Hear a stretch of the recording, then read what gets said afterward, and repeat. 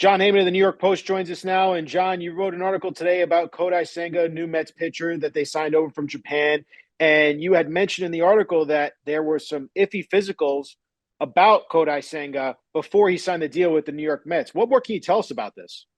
Yes, they arranged the physical before they actually negotiated the contract. So I guess it's called a pre-physical.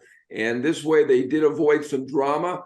He did sign for $75 million, which is a lot of money and probably the right amount of money considering the physical was iffy. And this is a highly decorated pitcher from Japan, three-time All-Star, 5 rings while there, throws the ghost ball. And, if you look at it, you say, why did he get $3 million more only than Taijuan Walker? Well, it probably has to do with that physical. And so, his agency was upfront about it.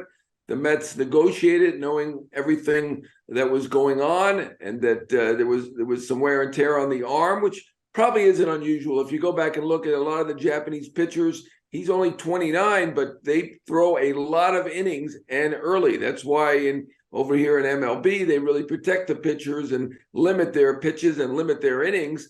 And so it's not unexpected that he would show wear and tear on the arm, but the agency right away got that physical done, and then the Mets got a deal, which, based on what he's done, probably looks like a bargain, but in reality, probably very fair considering the physical. And what's interesting is this: you did mention that Mets people seem to be okay with this. Is there any cause for concern that maybe this could show up in this upcoming season? Well, it sounds like the Mets people are comfortable that he's going to be okay this year. Obviously, it's a 5-year deal. There are no guarantees with anybody, but certainly he's got some wear and tear on that arm. And, there's more concern here than maybe your average excellent 29-year-old pitcher might have because, obviously in Japan, they start throwing at 18, 19 and throw, close to 200 innings sometimes, where here in the United States, they don't do that to young pitchers. So, I think there is a little bit of extra concern overall over the 5 years, but the Mets seem fairly comfortable in that first year. He's going to be fine. And it's interesting you bring up the 5 years because obviously we saw the Carlos Correa saga go down this offseason, and the Mets weren't comfortable in committing the money or, the term of length because of the injury that he had previously sustained. What more can you tell us about how this was a different situation with Senga compared to what happened with Carlos Correa? Well, Correa was the more usual, more typical thing where they negotiated a deal and then did the physical afterward. And, obviously something came up on the physical with the Mets. We know what that was about, the ankle situation, the MRI, although he's been asymptomatic, has not even received any treatment.